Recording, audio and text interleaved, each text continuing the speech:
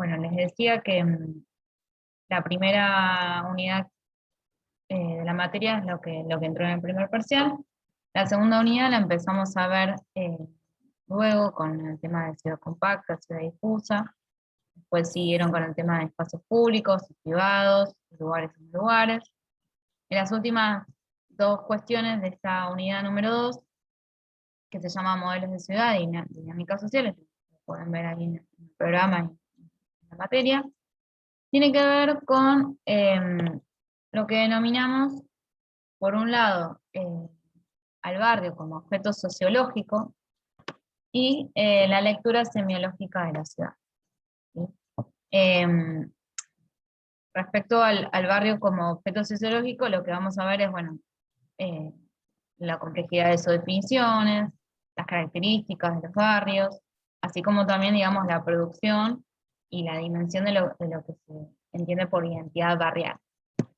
Y por el otro lado, por ahí algo más complejo de entender, por ahí por las palabras, que son nuevas, es el tema de la lectura semiológica de la ciudad, que ya lo vamos a ver en la segunda parte de la clase de hoy, que tiene que ver, digamos, de explorar al barrio como un código, como un texto, ¿no? Como poder ver un poco más allá de lo tangible y lo material que por ahí ustedes están más acostumbrados a ver de la ciudad, ¿no?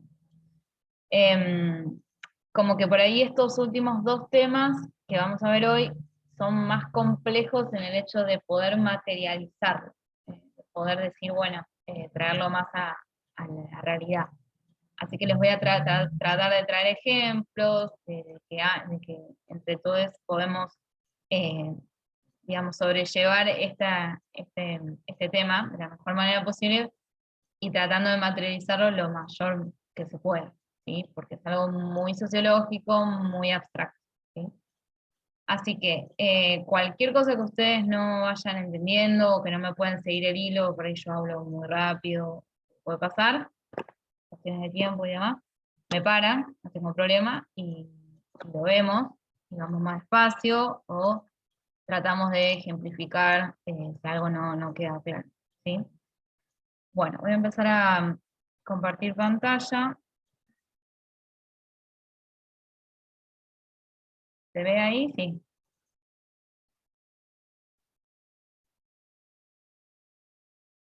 Sí, se ve. Bien. Entonces les decía que estos son los dos temas que vamos a ver.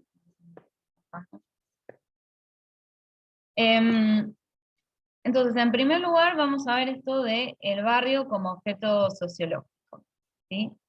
Tenemos que entender que no existe una única definición determinante de lo que se conoce como barrio, ¿sí?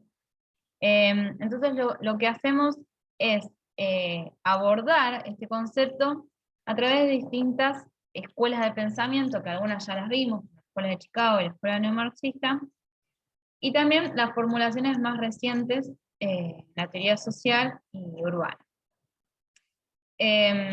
Pero que vamos a ver que, sin embargo, por más que aquellas escuelas de Chicago y neomarxistas, que en el tiempo, digamos, son bastante en el pasado, todavía persisten en el análisis del barrio.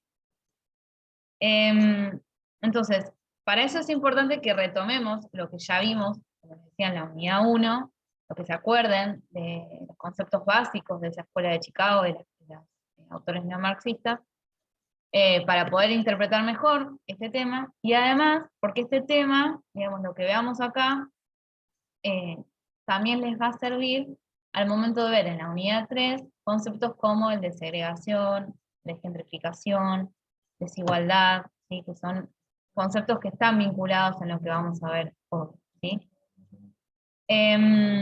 Entonces, como les decía,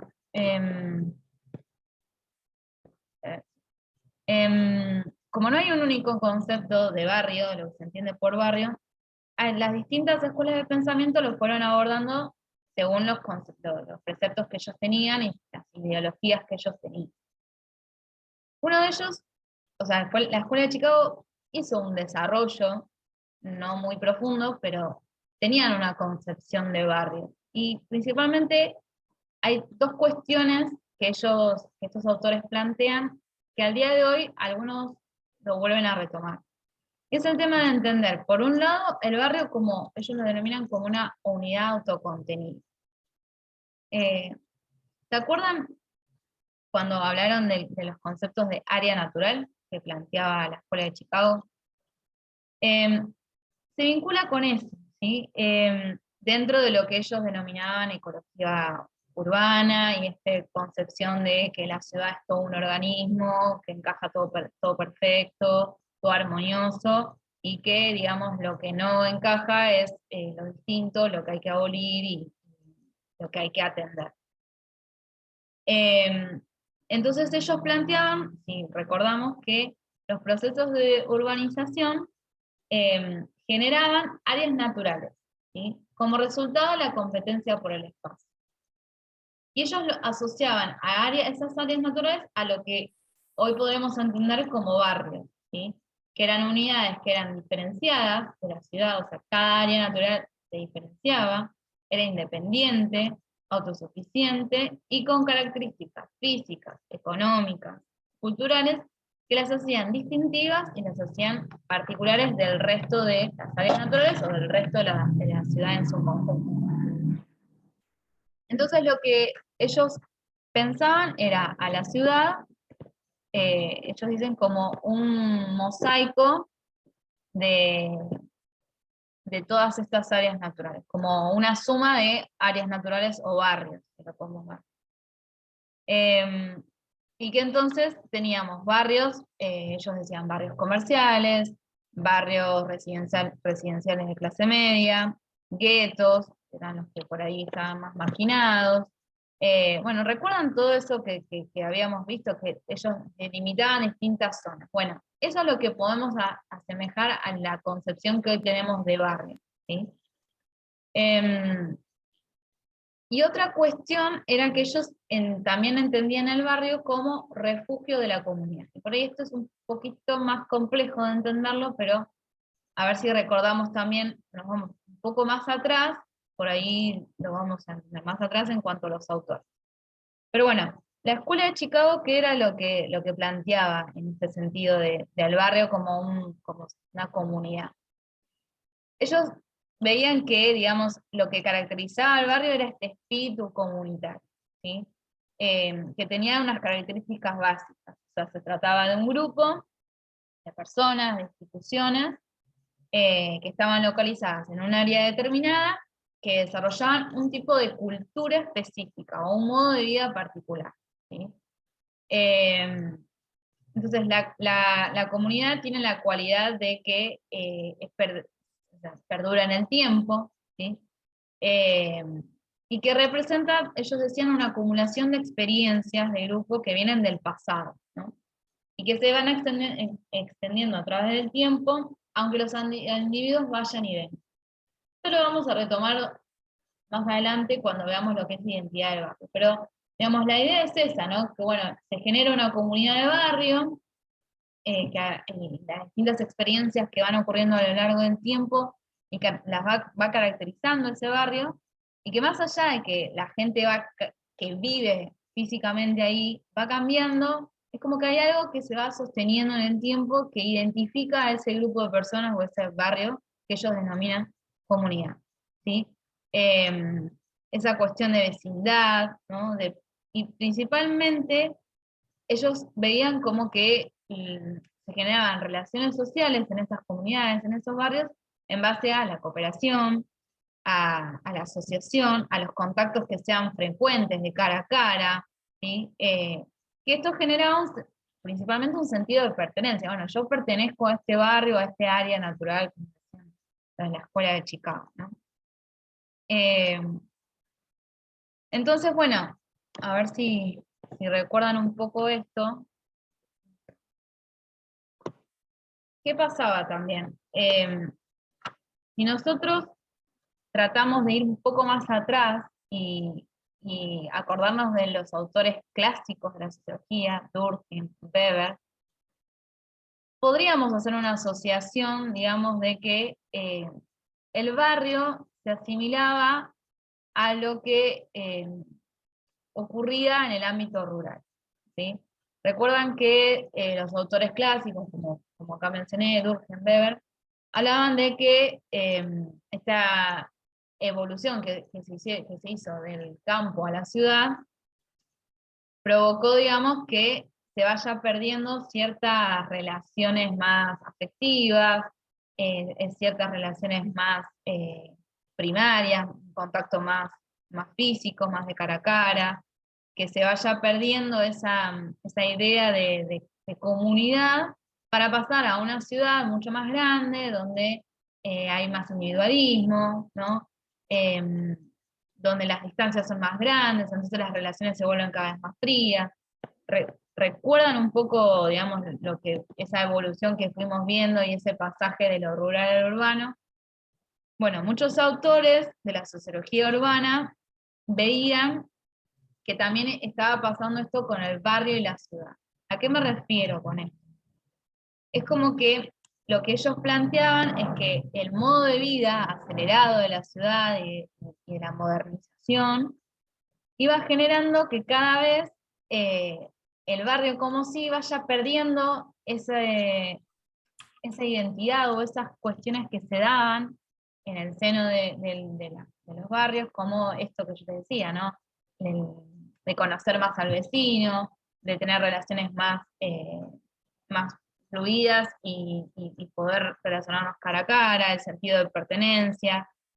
Y como que se va diluyendo eso y solamente, digamos, sí, yo vivo en este barrio porque vivo en este barrio, o sea, porque, no sé, lo elegí o no, o alquilo acá, o compré la casa acá porque puedo comprarla, pero no me siento parte del barrio, de la ideología de este barrio, o de las cuestiones que pasaron en el pasado, que tampoco me interesa, ¿no? Como que se fue perdiendo eso. eh, entonces, bueno, es como que ellos lo tratan de asimilar un poco con lo que pasó del pasaje de lo rural a lo urbano, ¿sí? ¿Se entiende un poco más o menos ahora la idea de comunidad, o sea, de cómo podemos asimilar que el barrio, digamos, como ese refugio, como esa comunidad, como un grupo, de conocernos más, un grupo que se diferencia de la ciudad en general o de otro barrio, que aunque esté, digamos, cruzando la avenida, sea otro barrio, bueno, eh, digamos, se dan distintas cuestiones que los podemos ver como una unidad, analizar distinta de la ciudad en general. Pero bueno, ya vamos a ir viendo a lo largo de esta clase que, bueno, digamos, estos conceptos algunos se tomaron en la actualidad y otros no, porque obviamente esto fue modificándose en el tiempo por el mismo contexto mundial también.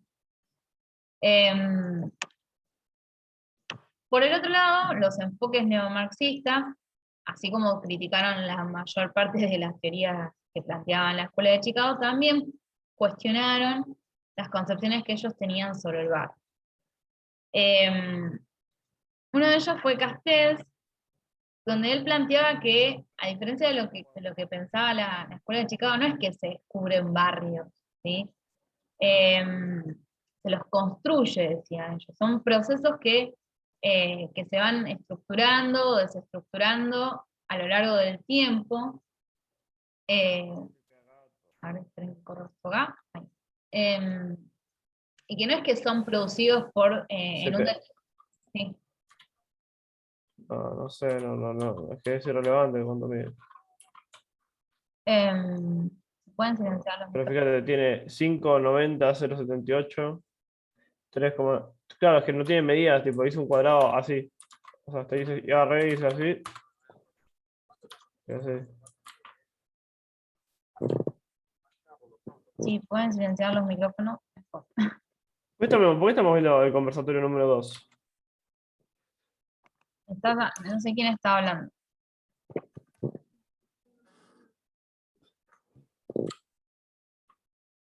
Bueno, lo que les decía. Manuel Castells entonces decía que no es que la ciudad, que los barrios se crean, como decía en la Escuela de Chicago, son un área natural, que se determinan por una cuestión en particular, y que es algo aislado, algo independiente, ¿sí? Es el resultado, como dice él, de un concreto, de una forma de organización que es impulsado mediante la estructuración de procesos complejos de signo político, económico, sociales, y no son una variable independiente, o sea, son, digamos, unidades que van dependiendo de los procesos de urbanización que se van dando no solo a nivel ciudad, sino a nivel regional, hasta nacional, ¿no?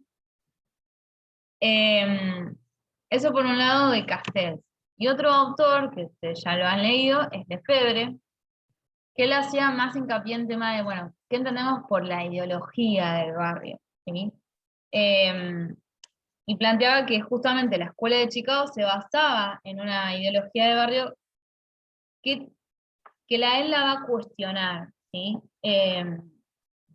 Y va, digamos, interpretando otra forma de concebir al barrio, ¿sí? Entonces lo que él plantea es que la ideología del barrio es como una ideología comunitaria, o sea, tomando en parte igual algo de lo que mencionaba la escuela de Chicago, pero, digamos, cuestiona la parte de que en el barrio es todo, digamos, una vida armoniosa, sin conflictos, totalmente independiente, como les decía, eh, algo perfecto, digamos, que las relaciones sociales se iban dando de manera bien. Y sí, lo que plantea él es esto que dice, ¿no? Que el barrio es una forma de organización concreta del espacio y del tiempo, eh, pero no es esencial, es más coyuntural que estructural, ¿sí? Por lo mismo que les decía antes, o sea, no es algo que el barrio, cómo se va, las dinámicas que se van dando en el barrio son ajenas a lo que va sucediendo en la ciudad en general o los procesos sociales del mundo y del contexto, ¿sí? Entonces cuestiona un poco eso, esa imagen que tenía la escuela de Chicago. Y digamos, también plantea esto de que la ciudad en sí es la suma de todos los barrios o de las áreas naturales, que era lo que planteaban los autores de la escuela de Chicago. Y fíjense que también tenía una noción distinta del barrio muy particular. Él planteaba que el barrio era un nivel donde el espacio y el tiempo de los habitantes toman forma y sentido en el espacio urbano. Es decir, él hablaba de que el barrio era una unidad sociológica, o sea, la podemos analizar como una unidad sociológica, pero relativa, ¿sí? No algo absoluto, sino que estaba subordinada y que, digamos, no define la realidad social, pero que es necesaria la presencia de barrios. Porque sin barrios, decía, no hay ciudad, lo mismo que sin calles, digamos. Puede haber aglomeraciones, tejidos urbanos, pero si no hay barrios que den forma a esa ciudad, no va a existir como tal, ¿sí? Como que él decía que era o sea, la columna vertebral de las ciudades, la existencia de barrios, ¿sí? Y fíjense lo que dice que el barrio determinado de esta forma no es por ello autosuficiente, ¿sí? El equipo depende de grupos, de acá, funcionales, más amplios, activos a escala de ciudad, de la región, lo que yo les venía diciendo. Y la estructura del barrio depende completamente de otras estructuras más amplias, ¿sí? De las municipalidades, del poder político, de las instituciones, de un montón de entramados de lógicas eh, que van formando las dinámicas del barrio. Y es interesante lo último que él plantea en este último párrafo, que dice, es el microcosmos de un peatón que recorre un cierto espacio en un determinado tiempo, sin tener necesidad de tomar un coche, ¿no? Entonces se refiere a esto, ¿no? Que para él la dimensión de barrio también se puede ver en ese sentido, digamos, si una persona puede satisfacer sus necesidades recorriendo a pie el barrio, digamos, bueno, entonces es eso el barrio, digamos, es esa unidad, ese espacio donde el individuo puede desarrollarse, tanto sus necesidades básicas como de ocio y demás, sin depender de grandes distancias, sino que todo debería estar contenido ahí en el barrio. ¿Se va entendiendo un poco, más o menos?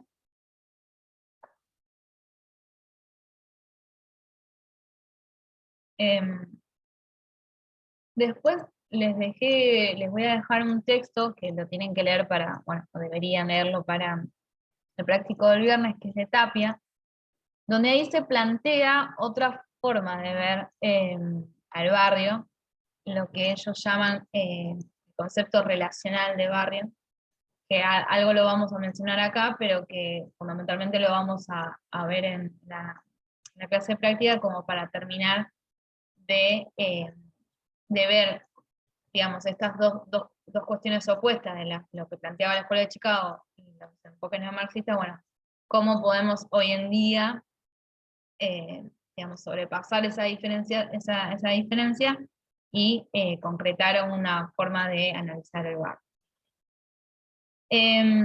Otra cuestión que me parece importante antes de seguir avanzando, en estos aspectos que son muy abstractos, que cuesta verlos en la realidad, como decía, es que la importancia de entender esta doble estructuración de lo social, la realidad objetiva y la realidad subjetiva. ¿A qué me refiero con esto?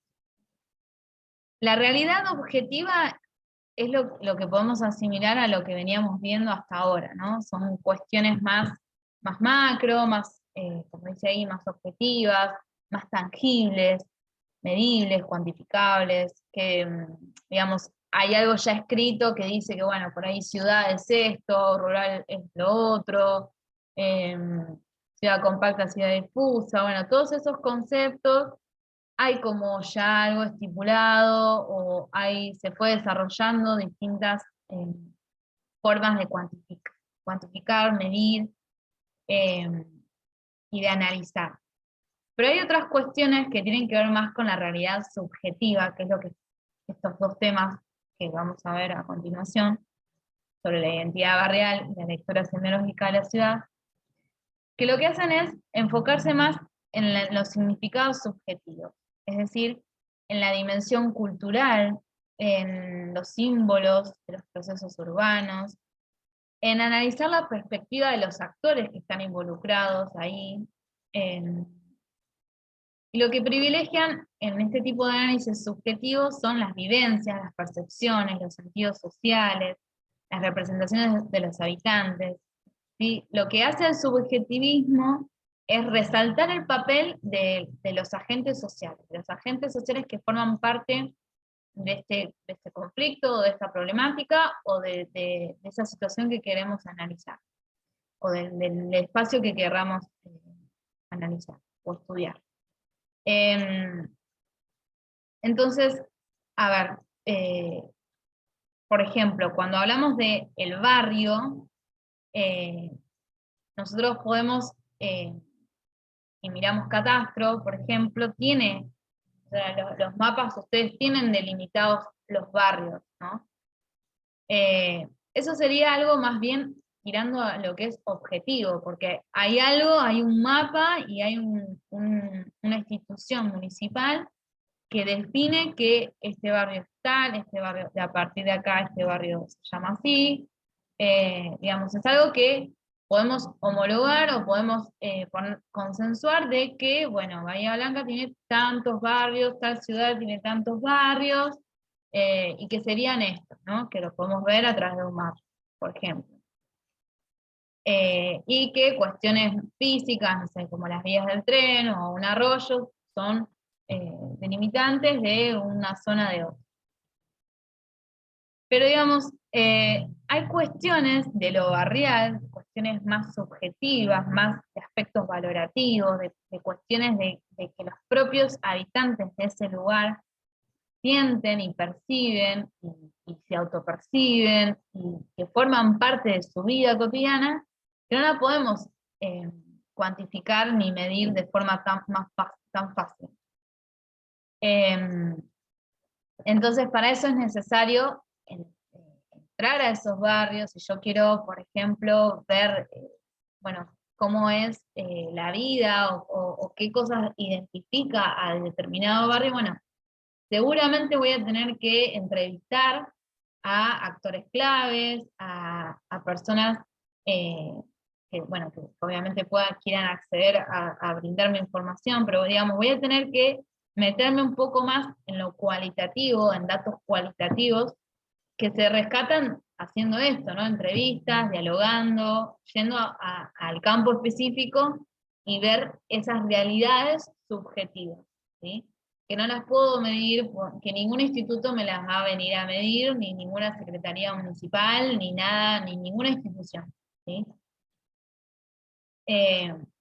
Entonces, cuando analicemos algo, como en este caso el barrio, tengamos en cuenta estas dos cuestiones, ¿no? Que podemos tener componentes materiales, palpables, físicos, cuantificables, pero otras cuestiones más bien simbólicas, cualitativas, eh, y que se va modificando en el tiempo también, que por ahí siguen formando parte de ese barrio, pero hay cuestiones que fueron cambiando por las distintas circunstancias de la vida y el contexto.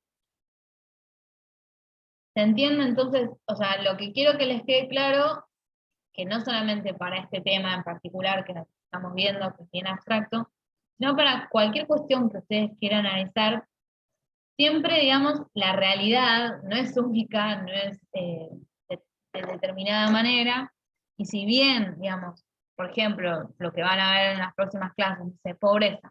Bueno, sí, hay datos duros, hay realidades objetivas que me dice que el INDEC, la pobreza es tanto, que en esta ciudad, en este barrio hay tantos pobres, hay tantos que están marginados, tantos desempleados. Si tenemos datos, podemos cuantificar, podemos verlo en un mapa, eh, pero hay otras cuestiones más subjetivas, más de las personas, que sí o sí, sin meterme en ese ámbito, sin poder dialogar con esas personas, porque nosotros contamos pobres, ¿no? Entonces decimos, hay tantos porcentajes o tantas personas bajo la línea de pobreza. Bueno, perfecto, sí, no, pero ¿y cómo viven esas personas? Bueno, no, porque ciertas personas no tienen techo y que hay ciertos datos que podemos, bueno, eso lo van a ver en la clase de pobreza, pero hay otras cuestiones a tener en cuenta, digamos, a analizar. Eso es lo que yo les quiero plantear, ¿no? Que a la hora de analizar algo, como indican estas flechas, hay que tener esta doble estructuración de lo social. Bueno, la realidad objetiva, pero también tenemos que tener en cuenta las cuestiones valorativas y subjetivas de cada actor en particular que entra ahí en esa situación. Entonces, específicamente en lo que tiene que ver con la identidad barrial. Lo que tenemos que tener en cuenta es que en la teoría social que estudia lo que es la identidad barrial, hay dos visiones de cómo ver esta identidad barrial. Por un lado, la visión esencialista, que hace referencia a la identidad del barrio. Que viene como la idea de lo que planteaba la Escuela de Chicago, ¿sí? Como algo que no tiene historia, algo que se formó en un determinado momento, no sé, por ejemplo, el tema de los barrios obreros. Bueno, con la creación de las fábricas y demás, se determinó que este barrio van a vivir los obreros que trabajan en las industrias. Entonces, a partir de ahí, todos los que viven ahí, por más que las industrias ya no existan, o los obreros que originalmente trabajan ahí ya no estén más, ese barrio se va a seguir llamando barrio obrero y punto. Digamos, fue fijado en ese momento de la historia y es algo que no cambió, es inmutable y es la identidad del barrio. Bueno, ese barrio es obrero. Y es algo, como les decía, estático, ahistórico, que no se va modificando en el tiempo. Pero hay otra cuestión, digamos, más bien constructivista, otra visión, donde no ven al barrio de esa forma, sino que hablan de la identidad en el barrio, como una identidad que se va construyendo. una identidad que es dinámica en el tiempo, ¿sí? Que no es estática y que no se definen de una vez y para siempre. Bueno, no, sí, originalmente era un barrio obrero, pero digamos, la identidad en el barrio fue cambiando, ya, digamos, eh, digamos, las actividades, los que están ahí, en realidad los que viven ahí se emplean en otros ámbitos, más bien comercial, no sé. Pero digamos, esa visión constructivista tiene en cuenta esta cuestión, ¿no? De que, bueno, no es tan así, no es tan estático, sino más bien va a ser dinámico en el tiempo, en el espacio. Y se va redefiniendo constantemente, ¿sí? Y se van actualizando dependiendo de los contextos, como les decía, que va sucediendo, la economía principalmente. Entonces, bueno, digamos, se puede ver desde la identidad barrial, la teoría social, vemos que hay autores que hacen más hincapié en esta visión esencialista, pero últimamente hay una visión más constructivista. Y uno de los autores que realiza o toma como esta visión constructivista es Gravano, que tienen el texto ya cargado en el Moodle, o el texto que tomé para esta clase, donde que se titula La identidad barrial como producción ideológica. Van a ver que ese texto, los que lo quieran leer, tiene un cierto grado de complejidad, no tanto como los textos que vimos en la primera unidad, pero bueno, sí, por ahí, como les digo, son cosas muy abstractas, muy sociológicas, que por ahí cuesta ponerla digamos, en algo más físico, más material, aunque da muchos ejemplos que están copados, como para ir siguiendo los ejemplos argentinos de barrios y de villas de la Argentina. Es muy interesante leerlo, y además Gravano es un referente en estas cuestiones de la identidad barrial. Entonces, él menciona que la identidad barrial es una producción ideológica que coloca al barrio como referente en el proceso de construcción de identidades sociales, ¿sí? Entonces, menciona entonces que es un producto ideológico entre actores sociales cuyo referente, digamos, es el barrio, es lo que se va ocurriendo en el barrio que forma la identidad de esas personas. Y se refiere a la manera en que la gente se identifica con su barrio, cómo lo limitan, cómo lo nombran. Muchas veces vieron que, si bien el barrio, digamos, Catastro lo denomina de una cierta manera, bueno, la mayoría, adentro, digamos, los habitantes lo llaman de otra manera, ¿no? Como, entonces, y por sus razones X, ¿no? Cómo se diferencia ese barrio de otros, ¿sí? Y cómo definen el barrio según las cosas que ellos valoran como relevantes, su historia, sus características, sus calles, sus habitantes, personajes que han vivido ahí. Muchas veces pasa eso, ¿no? Estrellas, o sea, de fútbol, o actores, o grandes estrellas internacionales, que después el barrio se termina llamando de esa manera, porque vivió, por esa persona que vivió ahí, ¿no? Aunque, digamos, en Catastro yo voy a ver, no, bueno, ese barrio no se llama Evita, se llama, no sé, de otro nombre, ¿no? A eso me refiero con la identidad barrial y lo que Gravano propone. Y algo muy interesante para que podamos analizar y tratar de entender el tema de la identidad barrial. Él propone que la identidad barrial tiene un eje lógico, que es principal de toda identidad y que está compuesto por la relación entre conjunción y disjunción. Es decir, algo que se define porque se junta con algo, pero a su vez se diferencia o se disjunta de otra cosa. Y vamos a ver, ahora les voy a traer un caso particular, pero ¿a qué me refiero o a qué se refiere Gravano con esto? Supongamos que nosotros formamos parte de un barrio X, ¿no? Bueno, va a haber 4 cuestiones, 4 variables que Gravano propone, que son estas dos y estas dos, que hace, digamos, que podamos analizar la identidad barrial. Si nosotros analizamos nosotros como barrio, podemos ver que hay elementos de homogeneidad dentro del barrio, que se mantiene, que es uniforme y que construye la ideología de identidad. Por ejemplo, lo que yo le decía, cuando todos los habitantes del barrio obrero, o sea, cuando le preguntan ¿dónde vivís? Vivo en el barrio obrero. Nadie, digamos, cuestiona que sigue siendo un barrio obrero, aunque, digamos, ya no queden obreros o ya los que viven ahí no trabajen en una fábrica, ¿sí? Aunque hayan pasado 50 años, pero sigue siendo ese barrio obrero, ¿sí? Es algo que nos homogeneiza. Bueno, todos nosotros vivimos acá y es un barrio obrero, punto, no se discute. Ahora, dentro del mismo barrio, como dice acá, puede haber heterogeneidades, ¿sí? Diferencias dentro de lo que es el mismo barrio. Por ejemplo, podemos verlo en el caso de que, si bien en el mismo, cuando pasa que en el mismo barrio hay 2 clubes, o sea, 2 clubes de fútbol, 2 clubes,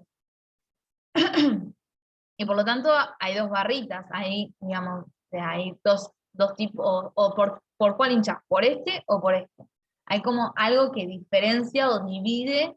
Somos todo el mismo barrio, pero depende de qué club vos vayas, o depende de por quién hinchás, vas a ser distinto. O sea, ustedes pueden imaginarse acá en Bahía o en sus ciudades, si no son de acá, ¿qué pasa eso? ¿No? Lo mismo se me ocurre con el tema de las escuelas públicas y privadas. No sé si sigue siendo igual, pero cuando yo iba a la escuela pasaba eso. Bueno, los que van a la escuela pública versus los que van a la escuela privada, aunque las escuelas estén en el mismo barrio, ¿no? Entonces se entiende como que, está bien, la identidad es tan compleja hasta en ese sentido, ¿no? Porque está bien, nos identifica que somos como decía, un barrio obrero. Pero hay 2 clubes y también nos diferenciamos en esto, ¿sí? Y a su vez, cuando lo pensamos a escala de más arriba, digamos, a tratar de diferenciarnos o de compararnos con otros barrios, podemos ver esta diferenciación, digamos, muy marcada. Digamos, bueno, no, el barrio tal, no sé, por ejemplo, que ahora les voy a traer el caso, el barrio Villamitre es muy distinto, es algo totalmente distinto a los otros barrios de la ciudad. Es algo hasta que llegan a denominarlo la ciudad de Villamitre. Pero sin embargo, digamos, hay elementos de identificación con los otros barrios.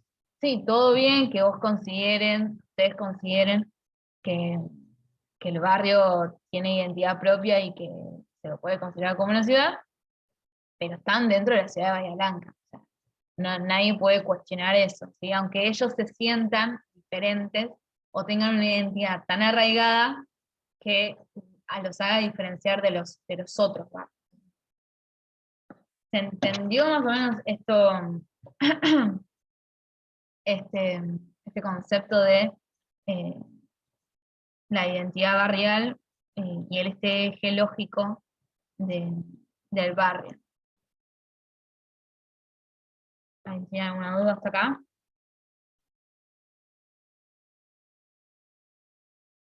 Bueno, y otra cuestión que él plantea, Gravano, es el tema del arraigo como valor básico de la barrialidad.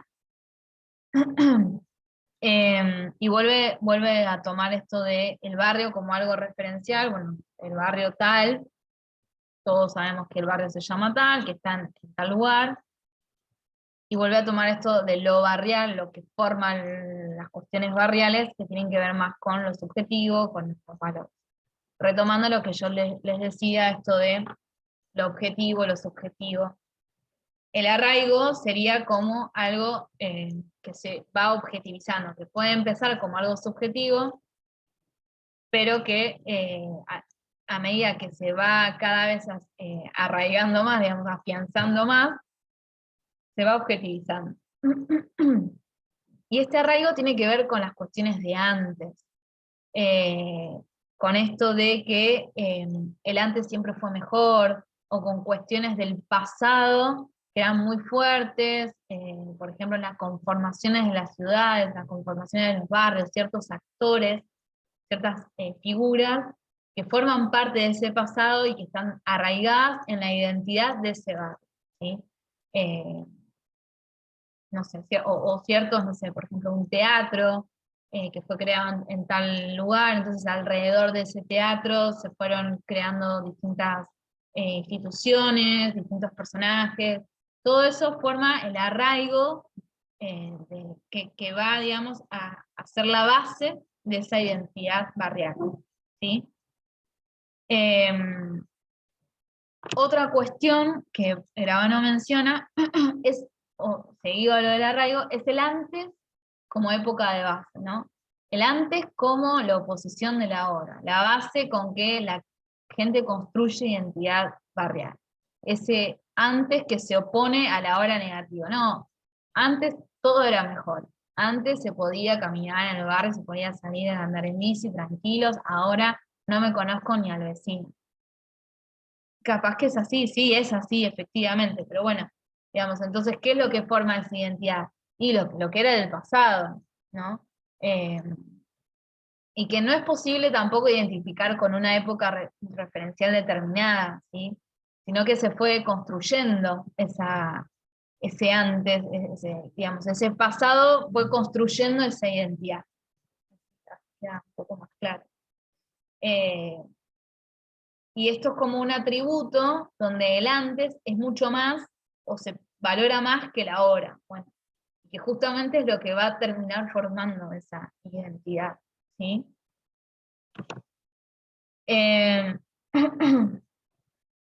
Bueno, y acá les traje, como para introducirnos un poco, en los videos que les voy a mostrar ahora, esto de la ciudad de Villamitre, ¿no?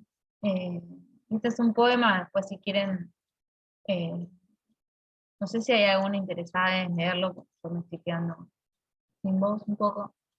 De Luciano Lorenzetti, que es un profesor de historia acá de la UNS, que escribió un libro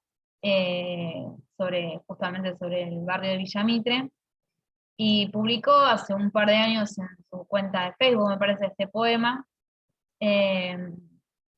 donde explica un poco, digamos, ciertas cuestiones del barrio, ¿no? Dicen que hay un barrio más allá de las vías, en el que verano es más largo y en sus tormentas llueve más, dice que en sus talleres las fosas son más profundas, y que de un baldío nace un cañaveral, dicen que había calles de tierra y les inundaba cualquier temporal, dicen que en un regata entraban 10 amigos y a veces más, que la amistad casual dura la vida, y el amor eterno es mucho un carnaval.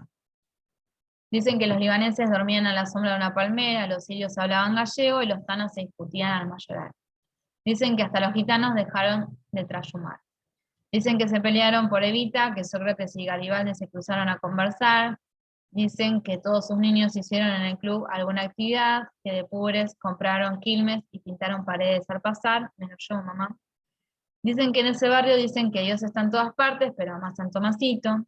También dicen que decían que al mundialista no íbamos a entrar, le armamos la caravana y entramos igual. Dicen que la morenita pasa al partido, que hay un viejo tropezón e incluso el tupo supo ser un bar. Dicen que en alguna esquina se jubiló un buche de la CIDE y la cuarta exoneraron a más de un oficial.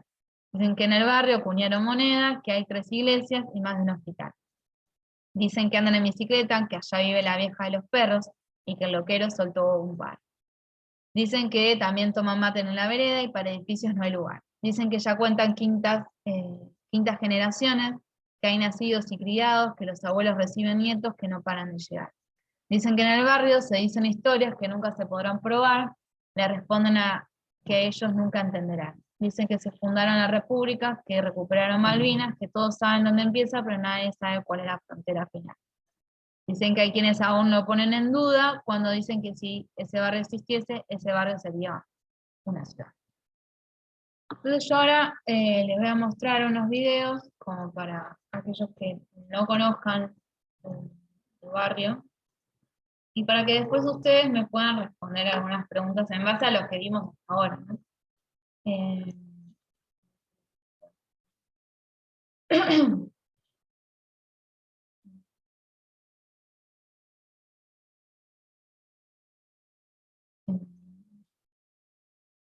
¿Se ve ahí? Sí.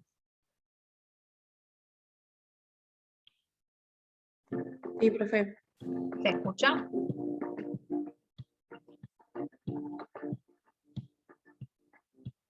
Sí, se escucha bien. Soy Luciano Lorenzetti, viví acá, tengo 31 años, nací en un hospital italiano y viví 28 años acá en Villa Soldati. Soy profesor de historia y viví vínculo en el barrio de toda la vida. Viví acá, estudié acá. El barrio surge como primero un proyecto de inversión entre cuatro potentados que compraron y lotearon el sector para hacer viviendas, no, para hacer viviendas, para hacer radicaciones. Y bueno, con el crecimiento de Bahía, a través del puerto en el siglo XIX, con el crecimiento del puerto y de la vía del ferrocarril, se empezó a ocupar el barrio de la plaza, las 5 esquinas, el acceso por Palucho. Bueno, el hecho de tener varias, o sea, uno, como habrá habido pasado de pibe, podías pasar un mes entero sin salir del barrio. Sería Tomasito para mí también es un ícono, eso es bien de ligero. Nosotros somos 5 hermanos, soy el más chico, siempre fue como el rey todo. A medida que íbamos grandes, mi vieja me llevaba a la pizzería. Para mí es vida.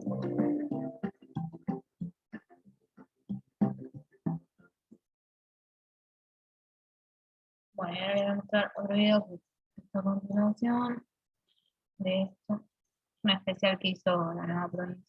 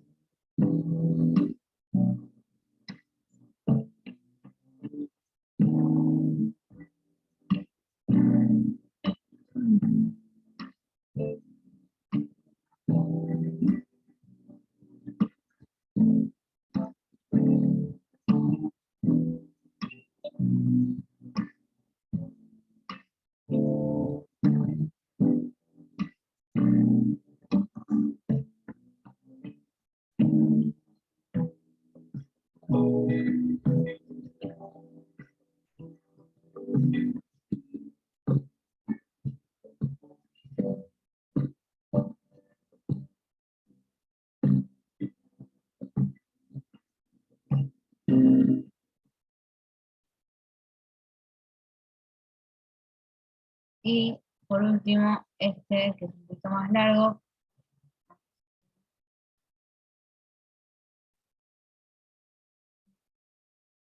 Que es algo más actual. Estamos hablando del Club Villamitre, que no solo ha crecido en los últimos tiempos siendo deportivo, sino que se ha ampliado incluso a otros rubros, tiene un infante, un maternal. Entonces, y hay personajes que están trabajando mucho para hacer una suerte de mirada social del barrio y del club. Y es toda una movida cultural que se está enmarcando en trabajos audiovisuales que pueden verse en las redes. Empezaron en pandemia de la única manera que lo podía hacer, y bueno, ahora se está trabajando sobre todo con la identidad, por qué sos de Villamitre, qué significa ser de Villamitre, con un proyecto bastante importante que está desarrollando la gente de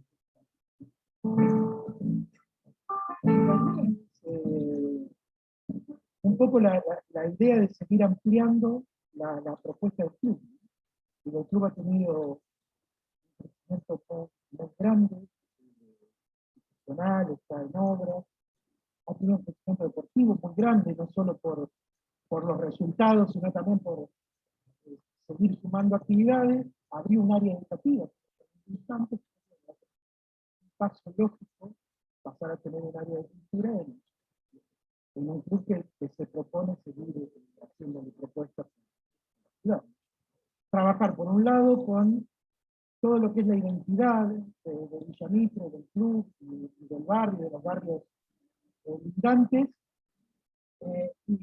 y por el otro, hacer propuestas que tengan que ver con la cuestión artística, talleres, formación, pero siempre trabajando con la cuestión identitaria, ¿no? Un poco la historia, el presente, el qué representa ser de Villa Mitre, qué es ser de Villa Mitre para vos, por qué sos de Villa Mitre,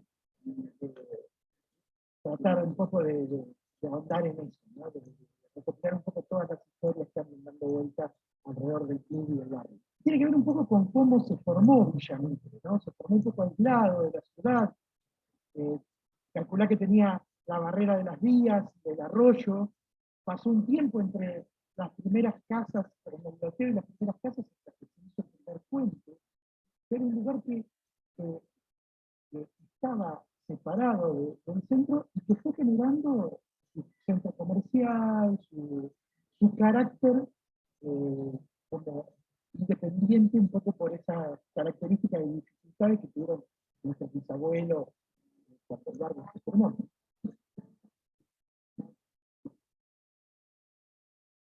Bueno, era un poco para ilustrar, para aquellos que no sean de Bahía y no conozcan de qué va este barrio. Y viendo esto y el poema que les leí, si tuviesen que volver a esto, ¿no? Lo del eje lógico, a esto, a ver, ¿cómo lo pueden identificar en el barrio de Villa Mitre? ¿Qué cuestiones, estas 4 cuestiones, el eje de la homogeneidad, la heterogeneidad, identificación y diferenciación? O con un ejemplo.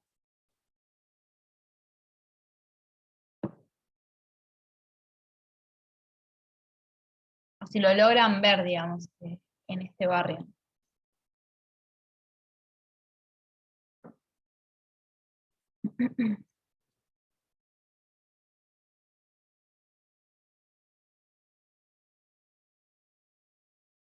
¿No? A mí no se me ocurriría un ejemplo de diferenciación en Villa Mitre, por ejemplo, o de heterogeneidad. De diferenciación, ¿no? De diferenciación con otros barrios. Sí, Claro, yo lo pensaba por ese lado. de eso sí. ¿Estaría bien así? O sea, Claro. el que vive ahí o el que vivió toda la vida, ponele, se identifica como villero y se diferencia de otros barrios. O sea, como que el sentido de pertenencia es tal que tiene muy marcado a dónde pertenece y a dónde no. ¿Puede ser? Sí, sí, sí. Perfecto. Sí, de todas maneras, digamos, no deja de ser, como decía, Villa Mitre, en este eje, digamos, de identificación, no deja de ser parte de la ciudad de Bahía Blanca. O sea, si bien se diferencia de tal manera que a ellos se asumen como una ciudad aparte, en la realidad, o sea, en los datos, siguen siendo parte de la ciudad de Bahía Blanca. Por más que la identidad, como decía Luciano, por más que la identidad sea tan fuerte, eh, digamos, eso sigue estando, digamos, no podemos dudar de eso. Por ahí lo más difícil es ver esto, ¿no? Está bien, dentro del barrio de Villa Mitre, ¿cómo pueden ver heterogeneidad? Diferencia.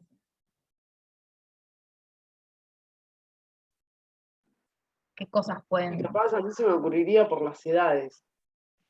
Bien, Porque en Villa Mitre la mayoría son gente grande. bien, sí. Entonces, claro, se diferencian de de los más jóvenes que viven ahí, que cada vez son menos. Claro, las generaciones. Ujú. Bien. ¿Qué otra cuestión puede, a ver, se les ocurre?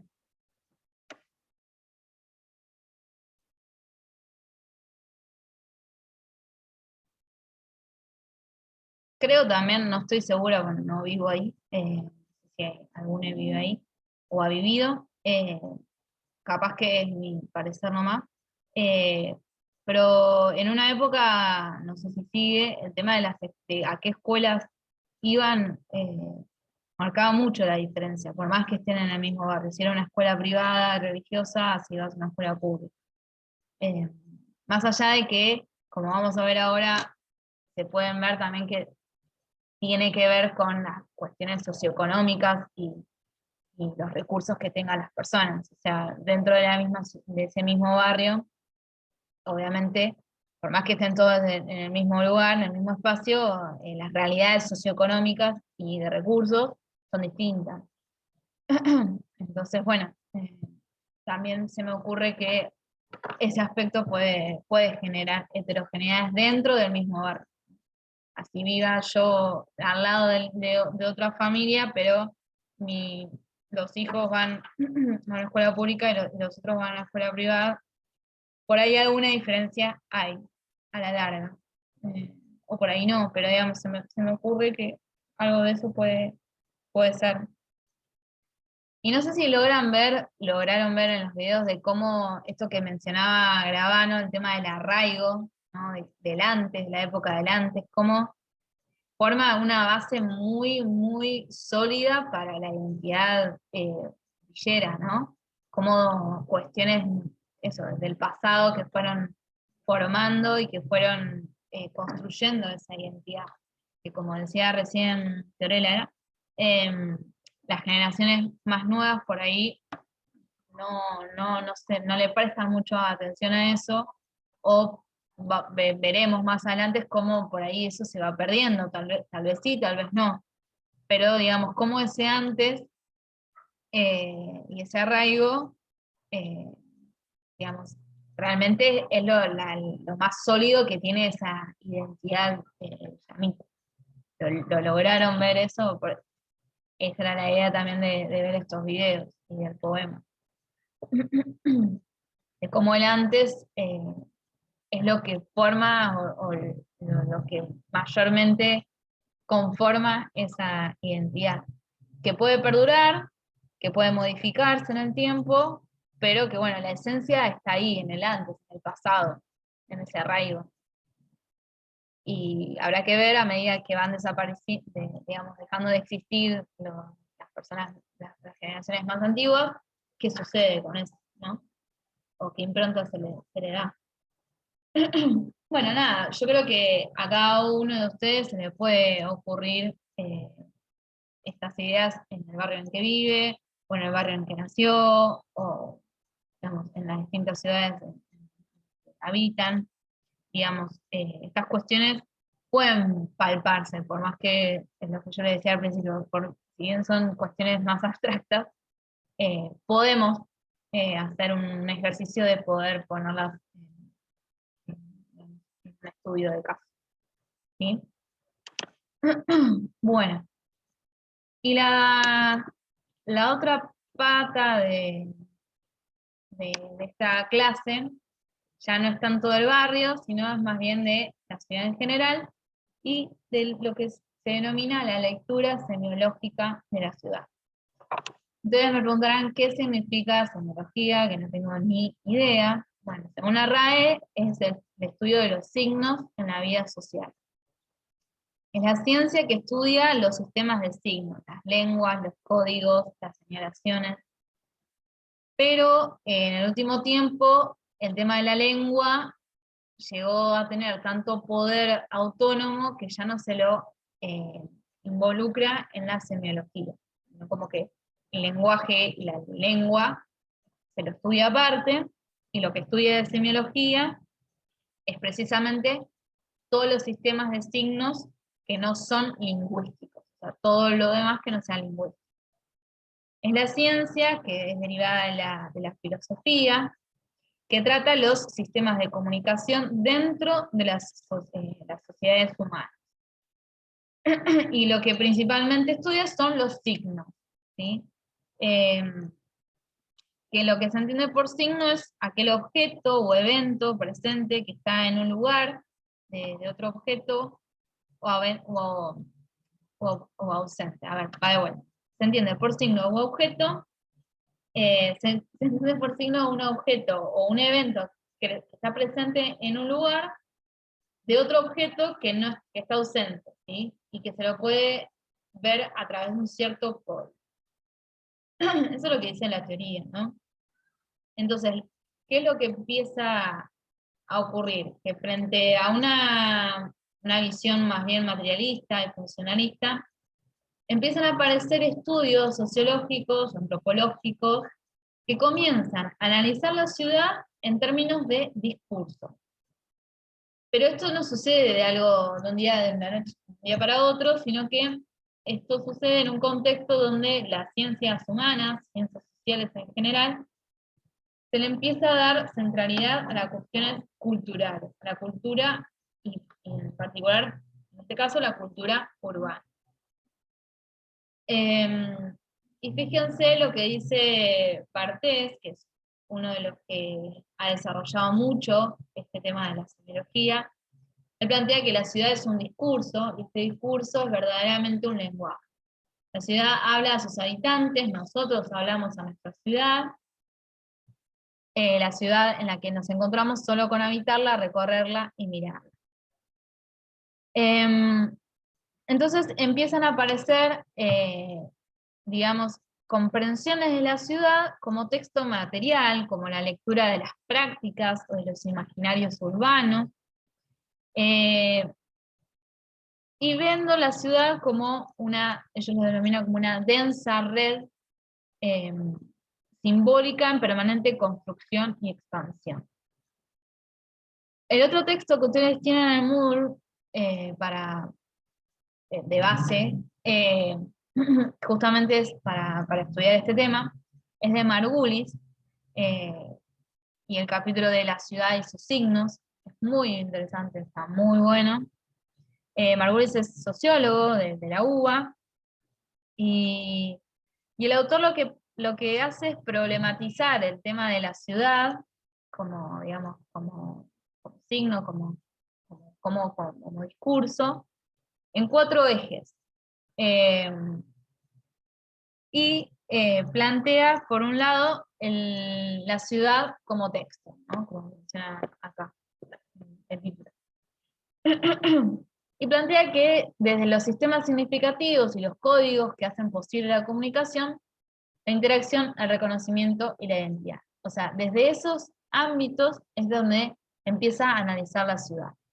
Y argumenta que la ciudad no solamente funciona, sino que también comunica con sus actividades, con sus arquitecturas. Entonces dice que desde ese ángulo podemos leer e interpretar en ella las numerosas huellas que van dejando la acción prolongada de sus habitantes, las construcciones de sentido que van imprimiendo esa dinámica social. Entonces, en este sentido, adquiere centralidad la ciudad en tanto como una escritura colectiva, menciona Margulis. Es decir, que la ciudad puede ser descifrada como si fuera un texto que contiene en sus estructuras de significación las huellas de los procesos históricos, con sus complejidades, obviamente, con sus disputas, pero que han dado lugar a su construcción, incluyendo las estrategias urbanísticas, las elecciones eclécticas y las decisiones políticas. A ver, en palabras un poco más concretas. Él plantea que esta escritura colectiva se puede descifrar a través de las significaciones, de las calles, de la circulación, de los comportamientos de las personas. Entonces, plantea que la ciudad también expresa los procesos sociales que la van constituyendo.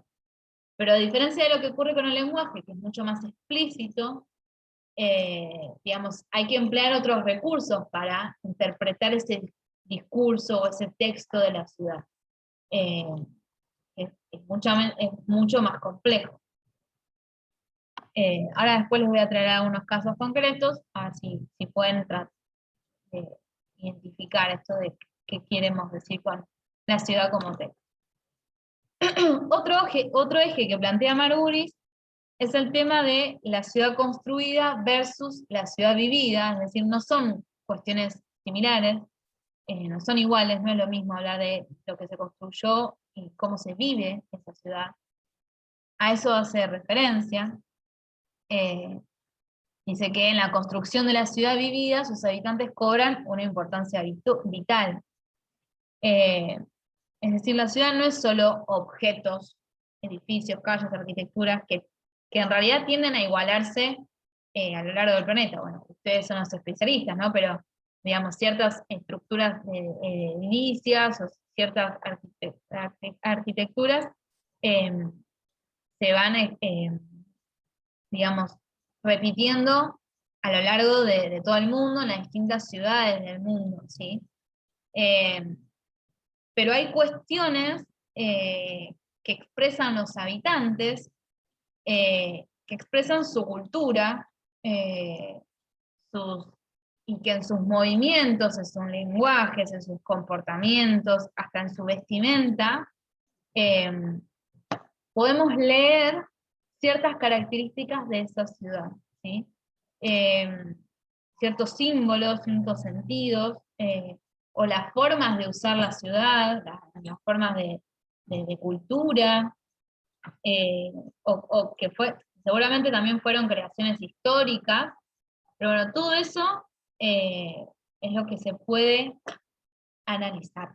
Él plantea eso, que hay otras cuestiones más a analizar que lo meramente material, ¿sí? Bien. Entonces plantea, bueno, la ciudad aparece como una densa red simbólica en permanente construcción y expansión. Otro eje, el tercer eje que él plantea, es que también la ciudad es múltiple. Y esto es lo que me parece lo más rescatable y lo que por ahí ustedes lo van a poder interpretar mejor. Es el hecho de que hay distintos modos de vivir y de percibir la ciudad según la persona o según el grupo de personas que lo habitan, ¿sí? Fíjense lo que dice acá: los significantes urbanos son percibidos, usados y apreciados de modos diferentes por los variados grupos que en ella habitan. Cada grupo le va a otorgar significaciones que no coinciden o a veces muy distintas a lo que otros piensan, ¿sí? Y que va a variar en función de los códigos culturales de clase, de etnia o de generación. Y también podemos agregar de recursos, depende de la historia de cada grupo, de cada persona. Y recursos no solamente me refiero a recursos económicos, sino justamente a recursos culturales, lo que, no sé si recuerdan lo que Bourdieu llamaba los distintos capitales, ¿no? Bueno, según cómo esté conformada mi historia y mis recursos, voy a poder percibir y vivir la ciudad de una manera distinta a la que seguramente la aprecia mi vecino. Entonces, también señala que a veces, como decíamos recién, las distintas generaciones, por más que compartan el mismo espacio o en el mismo tiempo, conviven, digamos, transitan la ciudad y la viven de una manera totalmente distinta, ¿sí? Un joven que un anciano. O distintos sectores sociales, ¿sí? Nos referimos a sectores más bien marginados, con menos recursos socioeconómicos, van a vivir esa ciudad de una manera distinta a aquellas personas de clase media alta o alta, ¿sí? La ciudad, dice, cambia por las acciones que en ella se desarrollan y por la articulación material y simbólica de su tiempo y de su espacio. Por ejemplo, algo que menciona en el texto, Margulis, que habla de que la vida nocturna es escenario de otro tipo de actores a lo que por ahí vemos en la vida diurna.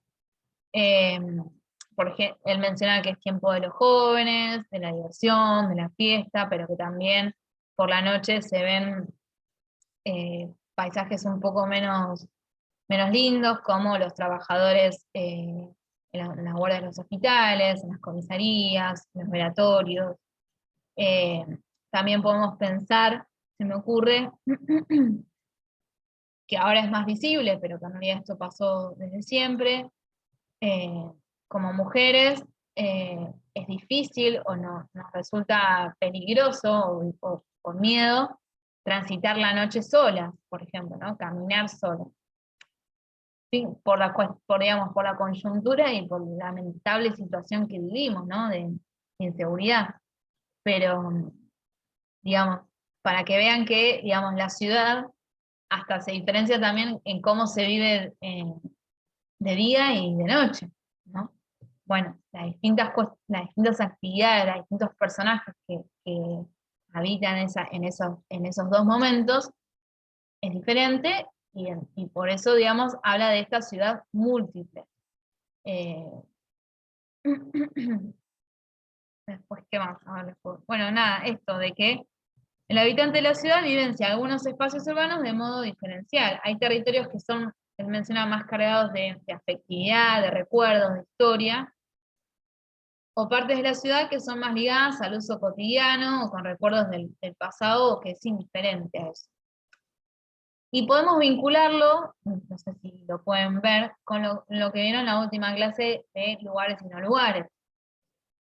Porque, y por ejemplo, una plaza. O sea, una plaza puede ser un lugar o tiene mucha carga significativa para un cierto grupo de personas, como veíamos en la Plaza del Sol de acá de la ciudad de Bahía Blanca, que para los que practicaban freestyle, esa plaza tiene una significación muy significativa, muy importante, pero para otros puede ser simplemente un paso, o sea, solamente un lugar de tránsito, ¿no? O es distinto para el vecino que vive ahí, al lado, ¿sí? Entonces, a lo que apunta Margulis en lo de la ciudad múltiple es justamente esto, ¿no? Que la ciudad se vive de distintas maneras por las distintas personas. Y el último eje, que tiene que ver un poco con lo último que yo decía, es el tema de la ciudad desigual. Y que la desigualdad social se expresa de múltiples maneras, tanto en el espacio urbano como en los cuerpos de los habitantes, ¿no? Espacialmente, dice, la diferenciación social se expresa en el interior de las ciudades a través de las divisiones jerárquicas entre centro y periferia, o entre norte y sur, como así también por medio de diversas fronteras físicas y simbólicas. Fíjense que muchas veces pasa esto de los que viven en zona norte o los que viven en zona sur, bueno, se diferencian muchísimo, y por lo tanto la ciudad es distinta en esa zona y se vive de manera distinta. Entonces lo que plantea acá es que, bueno, las diferencias sociales se van a reflejar en esta vida ciudadana, en los usos, en los compartimientos de sus habitantes, y hasta dice que lo podemos ver en los cuerpos, en cómo se visten, en las costumbres que practican, en los hábitos de consumo, ¿no? Pueden ver que obviamente personas de clase alta van a consumir otras cosas que las clases más marginadas o más vulnerables, ¿sí? Y que esto va dejando signos que podemos percibirlos y podemos ver estas diferencias, ¿no? A eso apunta el autor. Y también que, digamos, hay cuestiones de niveles socioeconómicos, hasta étnicos, que hace que se diferencien distintos espacios dentro de la misma ciudad.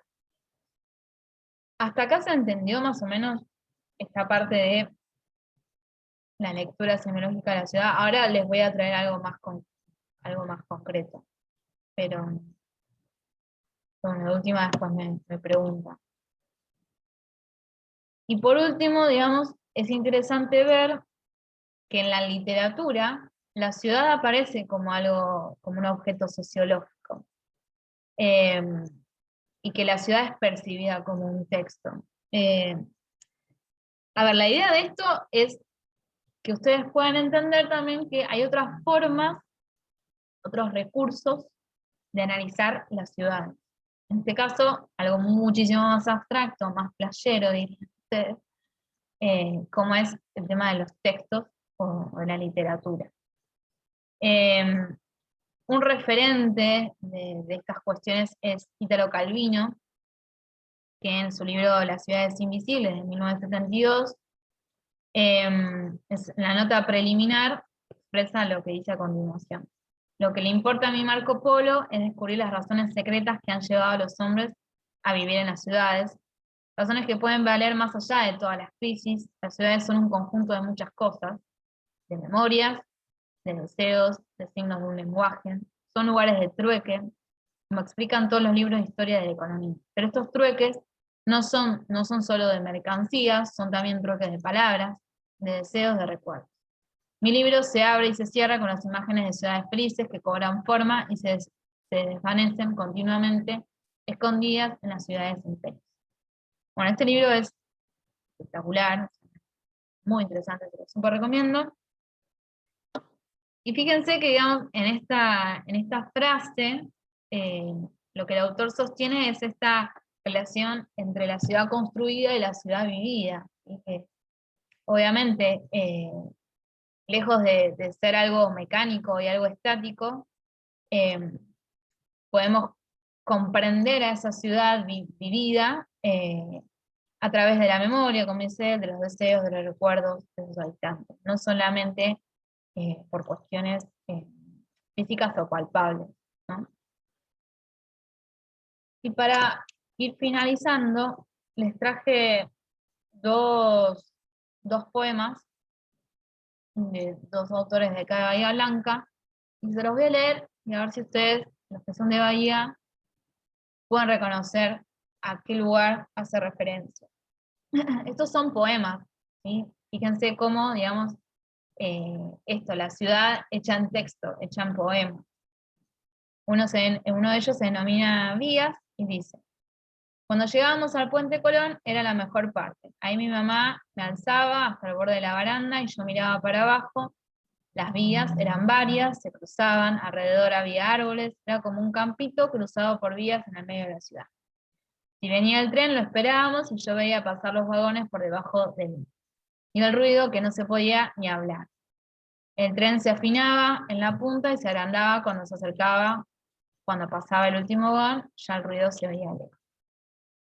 En el Puente Negro, se llama el otro texto, y dice: hay que estar de buen ánimo para suponer que existe, a ambos lados de este puente, una ciudad. Se dan, si se quiere, dos atenuantes. Ni la luz lunar ni la municipal cumplen. Esta noche un papel siquiera decoroso. Abajo un monarca sale de su palacio y en mitad de una senda de antorchas reúne ante sí, con gesto soberano, a 6 o 7 pointers que se reclinan con ansiedad a esperar. Al parecer la llegada de los caballos y los cortesanos e iniciar así la cacería deportiva. Pero de pronto, por la avenida, un patrullero se mete en la escena para encandilar con su sirena y sus faros otra cosa. Un vagón a medias, incendiado, el reseco pastizal en llamas, el hijo de remil putas de siempre con sus perros de mierda. Pueden reconocer a qué zona o a qué parte o qué lugar de la ciudad aluden estos poemas. Creo que un poco sí, ya los títulos los van mencionando. Claro, el título ya te lo dice. Uh-huh. Sí, al Puente Negro de la calle Colón, ¿no? Y pueden ver ahí que, digamos, como dice Margulis, ¿no? La ciudad no es solo objetos, ¿sí? O sea, porque, y si miramos estos poemas, ¿qué otras dimensiones pueden definir a la ciudad? Más que nada en el último poema. ¿Qué es lo que relata ese autor? ¿O a qué se asemeja?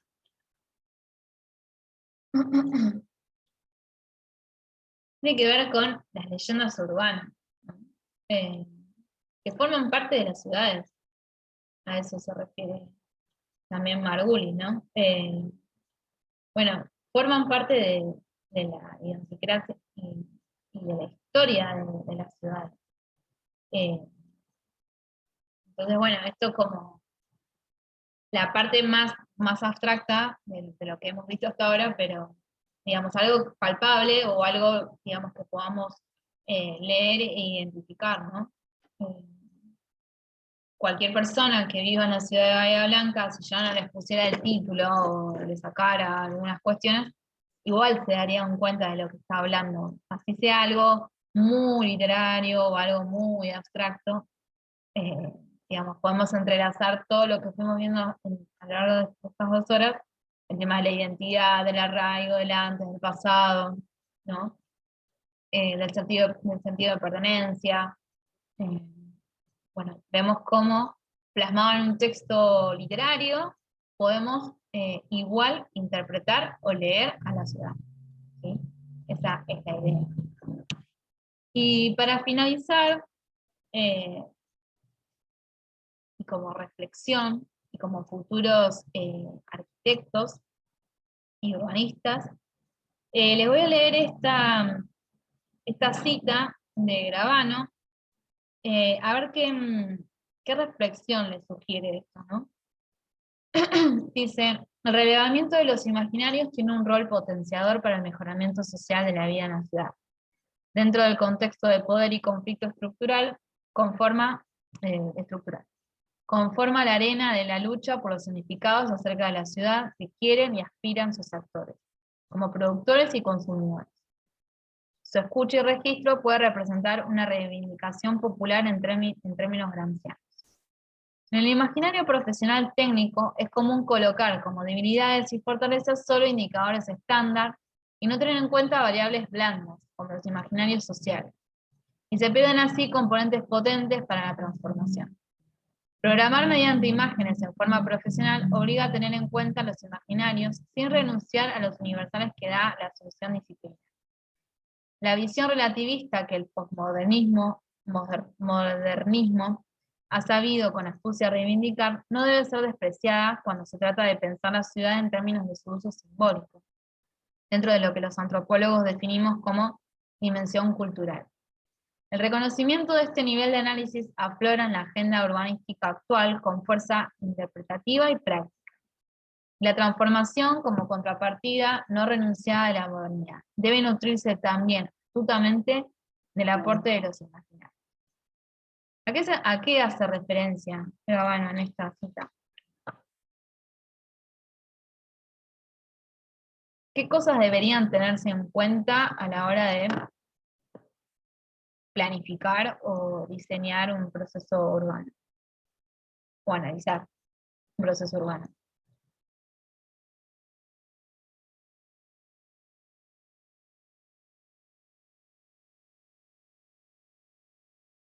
Fíjense lo que habla acá, ¿no? Como no solamente tener en cuestión en los indicadores duros, como yo les decía, planos, cuestiones numéricas, ustedes ya saben, sino que también es importante tener estas variables que él lo denomina variables blandas, como son los imaginarios sociales. ¿Por qué? Digamos, ¿a qué apuntamos con esta reflexión? Es que todo lo que trabajamos en esta clase, las identidades barriales, los significantes urbanos, los poemas, no son simplemente cosas lindas, decorativas o de segundo orden, sino que también conforman las dimensiones culturales y simbólicas de una ciudad, las cuales también deberían ser integradas en aspectos de gran importancia en la práctica arquitectónica y urbanística, ¿sí? Superando aquellas visiones que solamente se restringen o se abocan únicamente al espacio urbano como una entidad física y objetiva, ¿no? Como que se me ocurre que la idea también de que podamos analizar estos temas es que a la hora de, bueno, como una ciencia social, ¿no? Que es el urbanismo, la arquitectura, justamente tener en cuenta eso, a los actores sociales, a las ideologías que se fueron formando en los barrios, a las cuestiones que, como les decía al principio en esa diapositiva que les decía, la realidad objetiva y la realidad subjetiva, que forman parte de las subjetividades de las personas o de los grupos de personas, que sí o sí hay que tenerlos en cuenta. Por ejemplo, ¿por qué digo sí o sí? Porque justamente, digamos, ustedes diseñan cuestiones materiales generalmente para ser usados por personas. Bueno, esas personas, digamos, vienen con un pasado y con una carga de símbolos y de cuestiones sociales que los identifican. Se me ocurre, por ejemplo, que lo vamos a ver más que nada en las clases prácticas, el tema de, al momento de diseñar una política urbana, o por ejemplo, el tema de las políticas de urbanización en los sectores populares, la creación de barrios homogéneos, y sin tener ninguna consideración de cómo ven ellos el barrio donde están habitando, qué necesidades tienen. Eso seguramente lo han visto o no, ¿no? Pero digamos, en la década de los 80, más que nada en los 70, las políticas de hábitat y de vivienda eran así, ¿no? Se destruían las villas o los barrios populares y se los trasladaba a todos a un nuevo barrio, a los planes federales de vivienda, o todos, digamos, sectores, todas edificaciones homogéneas, y nadie, digamos, tenía en consideración todo lo que se había formado como identidad, por ejemplo, la identidad barrial en esa villa. Obviamente hay otras cuestiones que juegan ahí, que siempre están, ¿no? Las cuestiones económicas, políticas, hasta medioambientales. Bueno, no podían seguir estando ahí esas personas por cuestiones de inundación o contaminación. Pero bueno, más allá de eso, la idea de estos temas es entender otra forma de analizar la ciudad que también debería tenerse en cuenta. Que a lo largo de la materia igual lo estamos analizando, ¿no? De que bueno, hay otras realidades, hay otras cuestiones subjetivas y sociales que hay que tener en consideración. Entonces, la parte nuestra como profesores es brindarles las mayores herramientas para que ustedes puedan en su momento analizarlo, ¿no? Esa es la idea. No sé si más o menos se entendió.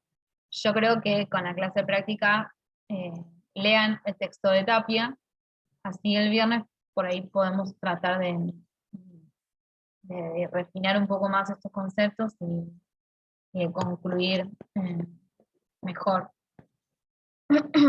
De todas maneras, como les digo, entiendo que es de los temas que vieron o que van a ver, es el más difícil de traerlo a tierra. Pero bueno, es interesante también tener estas miradas y estos conceptos a la hora de analizar el urbanismo, de analizar la ciudad. No sé si tienen alguna pregunta. Yo igual, como estoy grabando... A mí esto, se me ocurre... Ah, perdón. Dale, Luciano. No, que con esta última reflexión, con ese último texto, se me ocurre como una comparativa que más llevado como a nuestro plano sería como diseñar quizás una vivienda, pero sin conocer a los propietarios o quiénes van a ser los que la habiten. O sea, toda esta cuestión subjetiva y como más social. Uh-huh. Porque sí, tranquilamente se podría diseñar una vivienda con los elementos básicos, no sé, los dormitorios, una cocina, un baño, pero después tenemos como, hay que tener presente el factor social, como si fuesen los quienes la vayan a habitar. O sea, eso mismo, llevarlo, o sea, compararlo con toda esta cuestión de la ciudad. Uh-huh. Sí, o lo mismo que hemos visto en las clases anteriores o en la clase justamente anterior, el tema del lugar y no lugar. A la hora de intervenir un espacio público. Bueno, veamos primero quiénes transitan, quiénes se apropian, quiénes viven o quiénes utilizan ese espacio público. Tomar decisiones, digamos, implica primero, debería implicar también conocer la situación previa y el contexto para tratar de no perjudicar o de perjudicar lo menos posible a la sociedad, ¿no? Debería ser así. Se me ocurre eso, ¿no? Que se lo podemos relacionar con lo que vimos la última clase, con el tema de la intervención en las plazas, o lo que ya hemos estado hablando, el tema de los espacios públicos en general, los parques, el centro.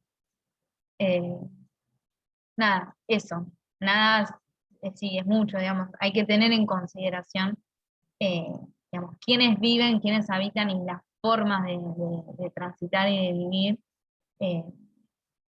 la ciudad.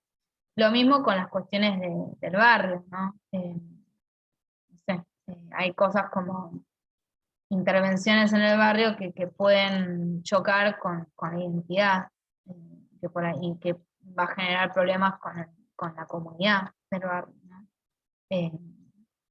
Entonces, no es que pongo, no sé, una cancha, por ejemplo, se me ocurre, cada uno tendrá su opinión, pero lo que hicieron con el Dow Center, la cancha del polideportivo, allá por la aldea romana, obviamente que generó un impacto impresionante en esa zona. Yo no sé qué tanto se dialogó o se tomó en consideración la opinión de los habitantes de ahí, o de ese barrio. Más allá de que esa construcción puede traer aspectos positivos, no sé, desde que te asfalten la calle hasta, no sé, que haya más locales, pero digamos, se me ocurrió eso porque fue bastante, no fue una obra pequeña, o sea, fue una obra bastante importante en tamaño. Y volvemos siempre a lo mismo, ¿no? Lo que fuimos analizando en los prácticos. Bueno, ¿qué lógicas son las que gobiernan o las que prevalecen? La lógica privada, la lógica de la necesidad, la lógica de las organizaciones sociales. ¿Qué lógica es la que el Estado va a hacer, lo va a escuchar más? Y las lógicas chocan, los intereses chocan, los intereses no coinciden, y bueno, muchas veces por cuestiones de poder económico y político ganan los grandes grupos privados, grupos económicos. Entonces, lo que les queremos llegar a plantear con estos temas, como ustedes futuros arquitectos o futuros que van a planificar ciertas edificaciones o ciertas urbanizaciones o cuestiones materiales, bueno, hay que tener en cuenta también en qué contexto se da, que hay personas que están detrás de todo eso, que habitan, que transitan ese espacio. Lo que pasa es que casi siempre se da que la comunicación, en este caso sea del gobierno al privado, para con el usuario, es mínima. Como decías vos, en la aldea romana ponen ese gran centro de deporte. Lo que hablamos el otro día, la bicisenda. ¿Me consultaron a mí si la bicisenda me gustaba a mí o no en este sector de la ciudad o enfrente de mi casa? No. Y lo mismo pasa con los planes esos sociales. En Fundamento vimos un texto, me parece que era de Livingston, donde hablaba del proyectista y del usuario. Y por lo general el proyectista está visto como, claro, que es un arquitecto culturalmente preparado sí, personalmente preparado, en cambio la otra gente es como que no, y se tiene que adaptar a lo que le dicen. Y muchas veces el proyectista no se metía, como hablaba hoy uno de estos chicos, no se metía en la realidad de una familia, o de dos familias o tres, entonces las casitas eran todas iguales, divididas por una pared, te guste o no te guste, esta es tu nueva casa. Te saco de tu barrio porque tengo un interés mobiliario y te meto acá. Entonces me parece que siempre se da de la misma manera, que es muy poco lo que se habla con el usuario común. no sé si pasará siempre, o por lo menos de que yo tengo uso de razón, siempre pasó lo mismo. O daba a entender como que se hablaba, pero después decís, esto no es lo que me prometieron, esto no es lo que se había hablado, pero bueno, sí, la verdad que es un tema para seguir hablándolo. Sí, yo creo que detrás de todo esto está también, quieran o no, el sistema político o democrático en el que vivimos. O sea, que eso es también a nivel ya regional, ni siquiera es algo característico de la ciudad de Bahía Blanca o que solamente pasa en Argentina. Me parece que, eh, digamos, va todo, lo que yo lo veo como algo mucho más grande, más amplio y más arriba, eh, y que ya está en la esencia y la estructura del día a día, que va a ser muy difícil de cambiar, yo no creo las esperanzas, pero digamos, que lo comparás con democracias, obviamente, europeas, donde sí, cada cosa, cada acción que se va a tomar, no sé, sobre un espacio público se consensúa, se les pregunta a los ciudadanos. Obviamente van a decir, sí, bueno, Lucía, pero viven mucho menos personas que en Argentina, están con un poder adquisitivo mucho mayor, no hay gente que se está muriendo de hambre. Obviamente, primero tenemos que resolver un montón de otras cuestiones, pero, digamos, creo que también va por ese lado, digamos, por el sistema político y democrático que nos rige. Porque, y que lo peor de todo es que nosotros, digamos, como ciudadanos tenemos esos derechos y que los códigos, bueno, Mariano sabrá más, ¿no? Pero, digamos, existe la posibilidad de que la municipalidad, que lo ha hecho consultas ciudadanas, donde últimamente algunos hemos podido participar, que lo han hecho por las redes sociales, sobre si había que, el último tiempo fue sobre el Parque de Mayo, si había que dejar que vuelvan a entrar los autos o no, algo así era. Pero ¿quiénes participaron realmente? Lo hicieron solamente por las redes sociales. ¿Y quiénes acceden a esas redes sociales? Bueno, y al final, o lo mismo pasó con lo del nombre del parque, la campaña de desierto, que bueno, lo tildan como la participación ciudadana, que los ciudadanos participen y puedan opinar y bla, bla, bla, pero después vemos que en los hechos, ¿qué pasó? ¿No? O sea, no se tuvo en cuenta eso, es como fue todo una pantalla, o bueno, entonces, ¿qué genera eso? Que la próxima el ciudadano no va a querer volver a participar porque es una toma de pelo. Entonces, bueno, yo lo digo porque un poco de eso estoy investigando sobre el gobierno abierto y el gobierno electrónico, y hay mecanismos, o sea, Flavio dice, bueno, no se comunica. Mecanismos hay, y cada vez hay más, y la comunicación tecnológica permite eh, pasar un montón de fronteras. El tema me parece que va mucho más allá arriba, mucho más complejo, que es, bueno, ¿qué sistema político democrático tenemos?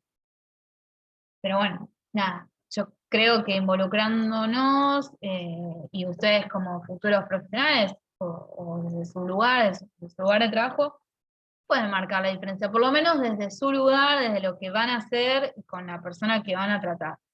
Eh, que es mucho más complejo, que es imposible hacer la revolución y cambiar de un día para otro, sí, obvio. Pero bueno, digamos, en esta materia lo que les queremos dar es eso, herramientas, y abrirles la cabecita un poquito para también tener en cuenta otras cuestiones más bien sociales a la hora de hacer sus trabajos. Simplemente eso. Y de que les genere estas dudas o estas preguntas que han salido a lo largo de las clases, ¿no? Sí. Y de ponerse a pensar, no me había puesto nunca a pensar esto que podría pasar, y eso, que como yo les dije creo en la primera clase, que acá no sé si le vamos a tener muchas respuestas, sino más bien preguntas, y que ustedes se generen esas preguntas. Pero bueno, nada, no sé si alguien más quiere preguntar algo. Lucía, consulta, el PowerPoint que pasaste, ¿lo vas a subir al Moodle? Ujú. Voy a subir eso. Ok. Entre hoy y mañana les subo, no, hoy le voy a subir el archivo para el práctico del viernes, y si la puedo llegar a grabar, que si la estoy grabando, les subo el link de este. Igual les mando media pesada yo, les voy a mandar un aviso por Moodle para los que no pudieron asistir, que ya está cargado todo este material. Pero sí, se los voy a cargar. Ahora termino esto y ya se los cargo. Bueno, me estoy quedando sin voz. Nos vemos el viernes. Porfa, lean si pueden el texto de Tapia, que es cortito. Así podemos hacerlo más dinámico y práctico del viernes. ¿Sí? Ahora les subo los materiales. ¿Sí? Bueno, damos por concluido y preparar la grabación. Y nos vemos el viernes.